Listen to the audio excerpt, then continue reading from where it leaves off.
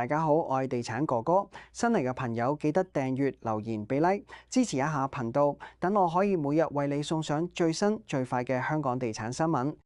今日係2026年3月25日，星期三。喺啟德跑道區同將軍澳兩大焦點新盤帶動之下，一手市場繼續大旺，連帶二手交投都企得相當穩陣。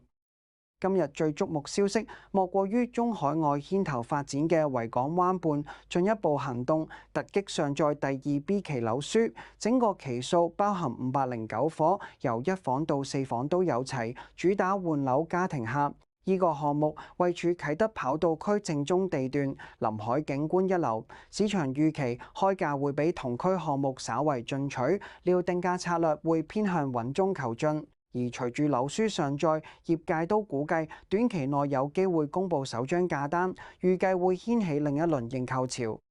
講到豪宅市場，就唔可以唔提半山地王級項目雅盈峰。呢個由盈大地產合作發展嘅項目，近期成交極旺，累積銷售接近80%。最新錄得一個3房單位，以5269萬成交，實尺超過5萬，同類尺價再創新高，帶動今日整體一手市場錄得大約11宗成交，雅盈峰功不可沒。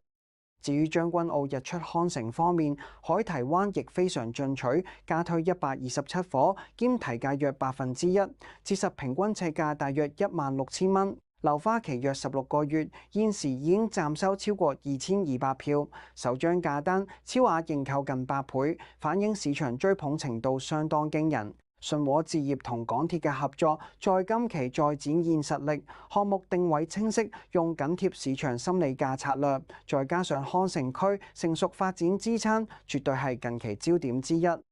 同區另一個現樓項目 LP10 由港鐵聯同南豐發展，繼續有大額成交。最近一個複式5房單位以6152萬易手，實尺超過26300，買家信心充足，顯示特色現樓貨仍有追捧。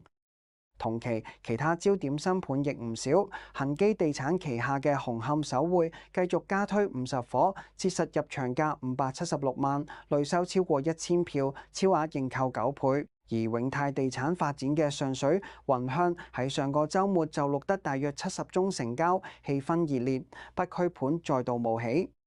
二手市場方面，雖然一手新盤搶走部分購買力，但係整體成交依然平穩。啟德海灣有2房戶以800萬成交，原業主持貨約1年半，短炒帳面獲利近100萬，升幅可觀，反映部分投資者仍然準確掌握節奏。其他地區例如利東村同大埔 Silicon Hill 都有零星成交。中原地產指10大屋苑一週成交變化不大，但氣氛仍保持活躍。全面睇返今日樓市，週末一手成交超過200宗，雖然按週回落近半，不過主要受新盤推售節奏所影響。另一方面，二手交投穩定，低息環境持續，加上資金充裕，市場投資潛力依然有。中原地產最新觀點指出，樓市整體暢旺。隨住農曆新年，前筍盤已經消耗，業主封盤反價，買家追價情況愈見明顯，推動中原城市領先指數突破150點，係2023年12月以來新高。至於3月份10大屋苑累計錄225宗成交，按月上升接近60%，達到5個月以來最高水平。而花旗最新報告亦補充，本港地產股基本面明顯改善，2025財年受惠於利息成本下降，企業現金流充裕，2026財年指引亦普遍正面。花旗點名首選新鴻基地產作為行業龍頭，預期樓價穩步上升，將帶動銷售訂金進一步增長。另一方面，市場亦有監管動態，提案因違反一手住宅銷售條例被罰款375000元，提醒發展商要嚴格遵守銷售規則。